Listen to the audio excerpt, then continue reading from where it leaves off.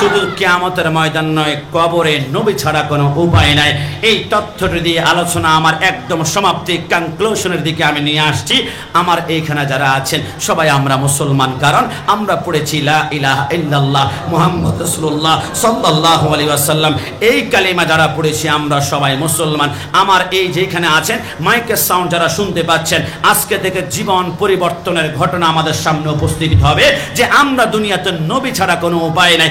আল্লাহকে নিয়ে দুনিয়াতে ওয়াহাবি খারেজি রাফিদের মধ্যে কোনো বিতর্ক নাই, ইসলাম নিয়ে কোনো বিতর্ক নাই। বিতর্ক হচ্ছে আমার নবীকে নিয়ে। নবীকে যারা ছিল ডাইরেক্ট জান্নাতি, নবীকে না ছিললে ডাইরেক্ট জাহান্নামী। আর সেই কবর নবী ছাড়া উপায় নাই। এই তথ্যটা দেওয়ার পূর্বে আমার ডানে, আমার বামে, আমার সামনে স্টেজে যারা আছেন, আমি একখানা প্রশ্ন আপনাদেরকে করতে চাই, যে এই প্রশ্নটা জীবন আপনাদের মোড় ঘুরিয়ে দিবে ডাইরেক্ট জান্নাতের দিকে। বলুন তো, ডান হাত তুলে সবাই বলতে হবে, কবরে গেলে আমাদেরকে কয়টি প্রশ্ন করা হবে? সবাই ডান হাত তুলতে হবে। কয়টি? কিন্তু আমি গোলাম রাব্বানী কাশিমি ছোট মানুষ হতে পারি, জামে আহমদিয়া থেকে কামিল আমরা হাদিস ফিক এবং তাফসীর ট্রিপল কামিল করেছি। এটা অহংকার নয়, এটা আলহামদুলিল্লাহ আল্লাহর শপথ করে বলি, আমরা যারা মুসলমান, মুসলমানদের জন্য কবরে তিনটা নয়, কবরে তিনটা নয়, কবরে তিনটা নয়, মুসলমানদের জন্য কবরে প্রশ্ন হবে শুধুমাত্র একটি। চিৎকার মেরে বলি সুবহানাল্লাহ। হুজুর একটা জ্ঞানজাম কি লাগাবেন আমাদের এলাকায়? এমনিতে রসুল নূর কিনা, হাজির নাজির কিনা, এলমে গায়েব জানে কিনা, কিয়াম করতে গেলে বিদাতি বলে। আপনি নতুন করে ফতোয়া দিচ্ছেন কবরে প্রশ্ন করা হবে একটি। সারা জীবন তো শুনলাম কবরে প্রশ্ন করা হবে তিনটি। মার রাব্বুকা, মা দীনুকা, মা তাকুলু ফি হাক্কি হাযার রাজুলি লি মুহাম্মাদিন সাল্লাল্লাহু আলাইহি ওয়াসাল্লাম। আরে বাবা, এটা কি হাদিস শরীফ নয়? ওইটা কি আপনি বলছেন একটি? আরে বাবা, যদি আমার কথা হতো তাহলে ফিলান্টিক শটের মতো ফেলে দিতেন। এটা তো আমি যে বলছি পবিত্র, আমি যে বলছি কবরে মুসলমানদের জন্য প্রশ্ন একটা, এই কথাটা বলছি। আসাফুল কুতুব বাদা কিতাবিল্লাহি তাআলা as-সহিহুল বুখারী, আল্লাহর কোরআনের পর সর্বশ্রেষ্ঠ বিশুদ্ধ কোন কিতাব যদি থাকে ওই কিতাবের নাম বুখারী। বুখারী শরীফ আমরা 30 পারা পড়েছি, সমস্ত লাইন পড়েছি, অক্ষরে পড়েছি। অহংকার নয়, আলহামদুলিল্লাহ শুকরিয়া আদায় করি। শেরে মিল্লাত হুজুর পড়িয়েছেন, জালালউদ্দিন রাহমাতুল্লাহ আলাইহি পড়িয়েছেন, বর্তমান প্রিন্সিপাল মওজুদ হুজুর কেবলা হযরতুল আল্লামা সৌসুর রহমান আল কাদরি হুজুর পড়িয়েছেন। কোথায় পেলাম না? বুখারী শরীফে স্পষ্ট লেখা আছে মুসলমানদের জন্য কবরে প্রশ্ন হবে শুধুমাত্র একটি। চিৎকার মেরে বলি সুবহানাল্লাহ। হুজুর সারা জীবন যে শুনলাম তিনটি, এটা কি মিথ্যা? না, সিয়াসিত্তার 6টা কিতাব, প্রথম বুখারী, তারপর মুসলিম, তারপর তিরমিজি। তিরমিজি শরীফের মধ্যে রয়েছে কবরে তিনটা প্রশ্ন করবে। ইমাম বুখারী আপনি বলছেন একটি, উনি বলছে তিনটি, দুটোই হাদিস মুবারাকা। আমরা কোন দিকে যাব? ইমাম বুখারী বলে সাবধান, আমি ইমাম বুখারীর জ্ঞান নিয়ে প্রশ্ন তুলব না। আমার 6 লক্ষ হাদিস জাহানের মধ্যে মুখস্থ রয়েছে এবং 3 লক্ষ সনদ হাদিস মুখস্থ রয়েছে। 1 লক্ষ সহিহ হাদিস, 1 লক্ষ সহিহ হাদিস থেকে যাচাই বাছাই করে তাকরার ছাড়া 4200 হাদিস আমার বুখারীতে রয়েছে। ইমাম বুখারী বলছে তোমরা মনে করছো 4200 হাদিস মানে কয়েকটি হাদিস? আরে না, 4200 হাদিস এক পাশে রাখো। আমি ইমাম বুখারী একটি হাদিস লেখার জন্য কত কষ্ট করেছি তুমি জীবনে কল্পনাও করতে পারবে না।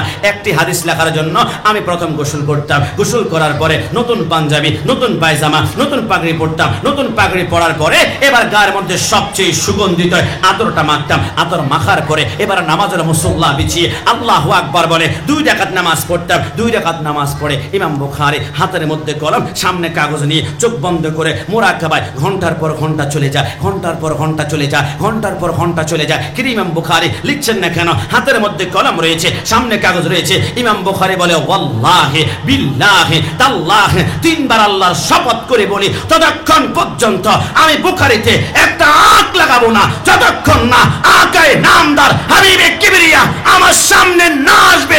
রাসূল যখন আমার সামনে এসে বলবে ইমাম বুখারী এই হাদিসটা আমার জবান থেকে বের হয়েছে, ততক্ষণ পর্যন্ত আমি বুখারীতে একটা আঁক লাগাই না। জোরে বলি সুবহানাল্লাহ। ইমাম বুখারী বলে আল্লাহর শপথ 4200 হাদিস তাকরার ছাড়া আমি লিখেছি। প্রতিটা হাদিস রাসূল সামনে ছিলেন, অনুমতি দিয়েছে। ইমাম বুখারী আমরা দুর্বল, আপনি কি বলছেন? ইমাম তিরমিজি বলে 3টা, আপনি বলেন কবরে প্রশ্ন করা হবে একটা। আমি একটু জানতে চাই, কবরে প্রশ্ন করা হবে একটি, ওই একটি প্রশ্নের সাথে আমাদের রিলেশন, আমাদের কানেকশন, আমাদের সম্পর্ক রাখতে চাই কি চাই না? আর জবান খুলে বলুন চাই কি না? তাহলে কবরের প্রশ্ন যে করা হবে একটু হুজুর কেমন? ইমাম বুখারী আমরা দুর্বল, আমাদের একটু সমাধান দিন না।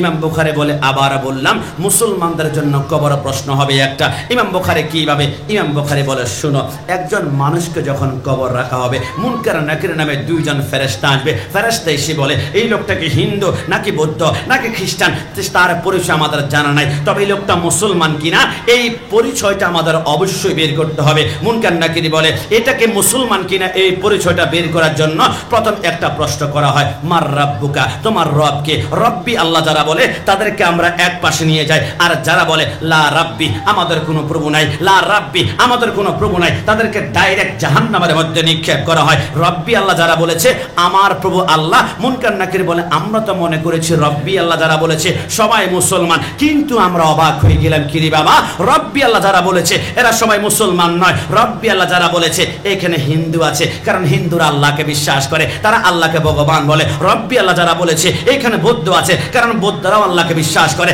তারা আল্লাহকে ঈশ্বর বলে। রব্বি আল্লাহ যারা বলেছে এইখানে খ্রিস্টান আছে, খ্রিস্টানরাও আল্লাহকে বিশ্বাস করে, তারা আল্লাহকে গড বলে। মুনকার নাকির বলে হায় হায়, রব্বি আল্লাহ যারা বলেছে এখানে হিন্দু, এখানে বৌদ্ধ, এখানে খ্রিস্টান দ্বারা ভরপুর, কিন্তু মুসলমান তো আমরা এখনো পেলাম না। মুনকার নাকির বলে রব্বি আল্লাহ যারা বলেছে ওই কাতারের সামনে গিয়ে আরেকখানা প্রশ্ন করা হয়, মা দীনুকা, তোমার ধর্ম কি?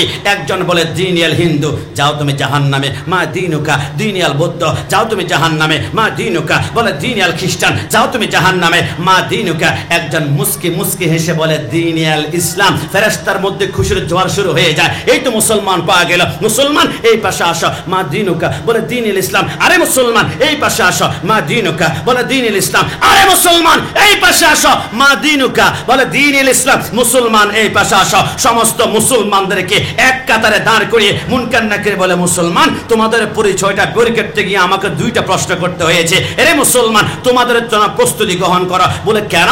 আবার মুনকার নাকির বলে মুসলমান তোমাদের জন্য প্রশ্ন হচ্ছে একটা, উত্তর দিতে না পারলে ডাইরেক্ট জাহান্নামে, আর উত্তর দিতে পারলে ডাইরেক্ট জান্নাতে। ইমাম বুখারী বলে আমি কি বলেছিলাম? মুসলমানদের জন্য কবরের প্রশ্ন হবে একটা। মুনকার নাকির বলে মুসলমান তোমাদের জন্য কবরের প্রশ্ন একটা। মুসলমান তর পাতে শুরু করে, মুনকার নাকির তাড়াতাড়ি প্রশ্ন করো, আমরা শুনেছি জান্নাতে মধুর নহর আছে, ঠান্ডা পানির নহর আছে, শরাবের নহর আছে, দুধের নহর আছে। মুনকার নাকির প্রশ্ন করার শেষ প্রশ্নটা কি? মুনকার নাকির বলে আবার বললাম মুসলমান তোমাদের জন্য প্রশ্ন একটা, উত্তর দিতে না পারলে জাহান্নামী, উত্তর দিতে পারলে জান্নাতি। এবার মুনকার নাকির বলে তাহলে শুনো প্রশ্ন, মা তাকুলু ফি হাক্কি হাযার রাজুলি লি মুহাম্মাদিন সাল্লাল্লাহু আলাইহি ওয়াসাল্লাম। মুসলমান তোমার সামনে এই যে মুহাম্মদ সাল্লাল্লাহু আলাইহি ওয়াসাল্লাম দাঁড়িয়ে আছে, এর সম্পর্কে তুমি বলো।